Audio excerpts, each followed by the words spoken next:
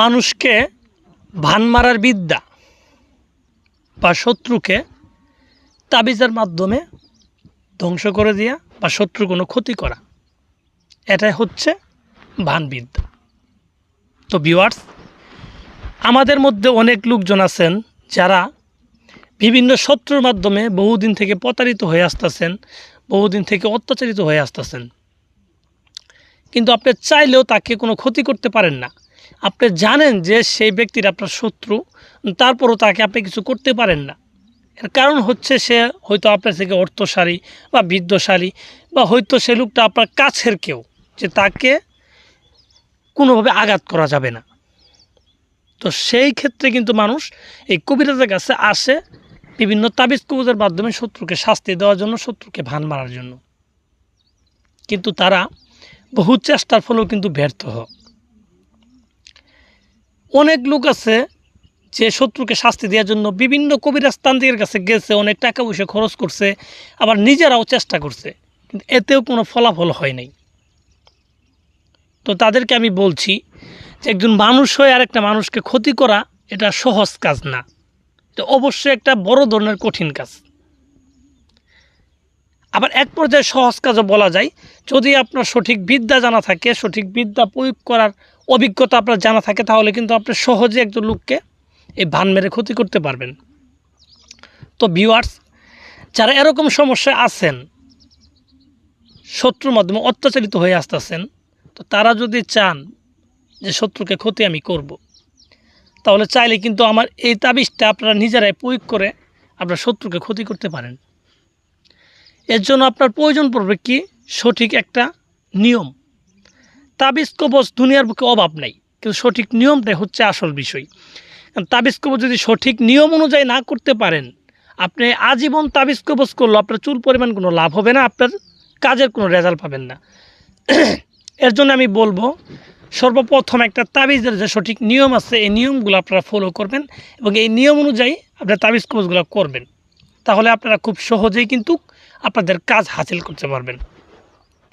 তো আজকে আমি এরকমই একটা খুব পাওয়ারফুল একটা বান মারা তাবিজ নিয়ে আপনাদের মাঝে আলোচনা করতেছি, এবং এই তাবিজটার যে সঠিক নিয়ম আছে, এই নিয়মটা আপনাদের আমি শেয়ার করে দিব। তো আপনারা চাইলে কিন্তু নিজেরাই এই তাবিজটা করতে পারেন। যাদের কি আর অভিজ্ঞতা আছে আর কি, তারা খুব সহজে পারবেন। আর যারা একেবারে নতুন, তাদেরকে আরও একটু চেষ্টা করতে হবে, আরও কিছু একটু জানতে হবে। তো ভিউয়ার্স, আমি কথা বাড়াবো না।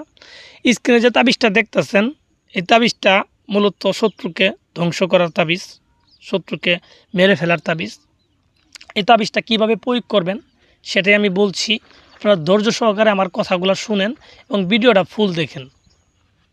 তো ভিউয়ার্স, এই তাবিজটা প্রথমত ভালোভাবে দেখে নেন, কীভাবে আমি তাবিজটা লিখছি একটু ভালোভাবে দেখে নেন, প্রয়োজন একটা স্ক্রিনশট করে রাখেন। রাখার পরে এই তাবিজটা আপনি প্রয়োগ করবেন কিভাবে। এই তাবিজটা প্রয়োগ করবেন যে কোনো একটা শনিবারের দিন।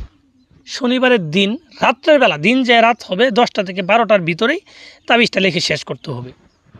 এবং এই তাবিজটা লেখার জন্য যাইতে হবে আপনার যে কোনো একটা শ্মশানে গিয়ে আপনি শ্মশানে যে কোনো একটা জায়গায় আসন সাজাবেন, সামনে মোমবাতি আগরবাতি এগুলো ধরাই নেবেন সুন্দরভাবে। ধরাই নিয়ে এই তাবিজটাকে আপনি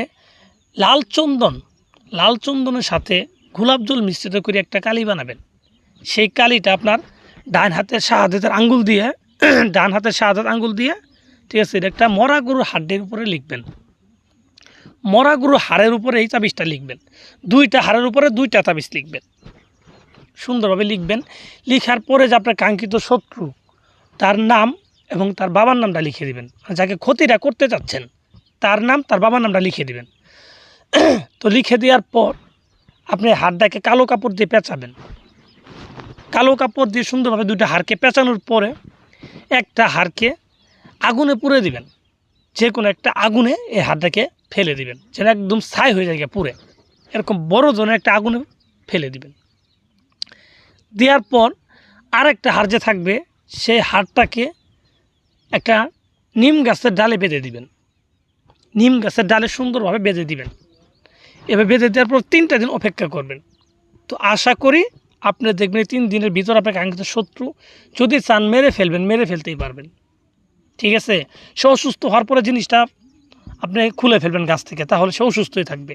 আর যদি মারতে চান তাহলে গাছে ওই হাতকে ঝুলাইয়ে রাখবেন, দেখবেন সে একবার এক পর্যায়ে মারাই যাবে। এটা একবার পরীক্ষিত।